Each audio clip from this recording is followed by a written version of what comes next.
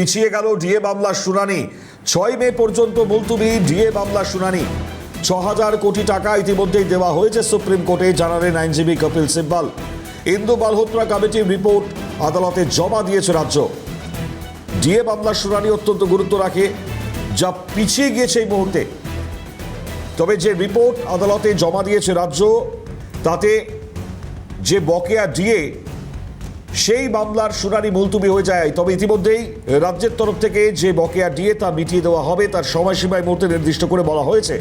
ফলে এখন অবশ্যই দেখবার, কারণ এই শুনানি কতটা গুরুত্ব রাখছে, এই শুনানিতে কি কি সামনে উঠে এলো, কোন কোন জায়গা খুব গুরুত্ব রাখছে। নতুন করে ঠিক এই 6 মে পর্যন্ত ডিএ মামলার যে শুনানি যা মুলতুবি করা হয়েছে এই মুহূর্তে, সেটা অবশ্যই তাৎপর্য রাখবে। সুপ্রিম কোর্টে আইনজীবী কপিল সিব্বল যেটা জানিয়েছেন, 6000 কোটি টাকা ইতিমধ্যেই দেওয়া হয়েছে তিনি বলছেন। এখন অবশ্যই দেখবার এই ডিএ মামলা আগামীতে যারা সরকারি কর্মচারীরা রয়েছেন, তারা আগামীতে এর পরিপ্রেক্ষিতে আর কোন পরিস্থিতিতে তারা তাদের বক্তব্যকে সামনে আনেন।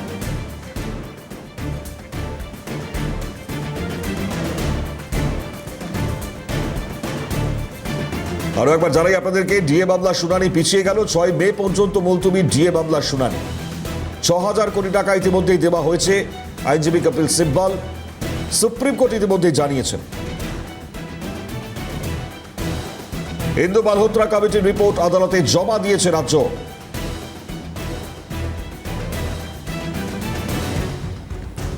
অর্থাৎ ভোটের পর ডিএ মামলার শুনানি।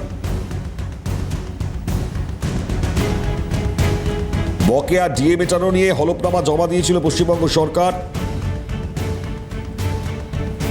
আর এই মুহূর্তে যে শুনানি তা পিছিয়ে গেল।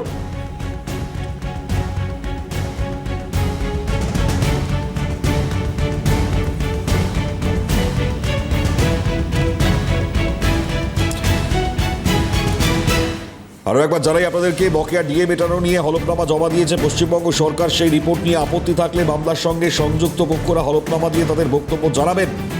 বুধবার এমনটাই নির্দেশ দিয়েছে সুপ্রিম কোর্ট। রাজ্যের করা ডিএ নিয়ে মামলার পরবর্তী শুনানি হবে 6 মে, অর্থাৎ রাজ্য বিধানসভা নির্বাচনের ফলাফল 4 মে, এবং তার পরই শুনানি হবে ডিএ মামলা।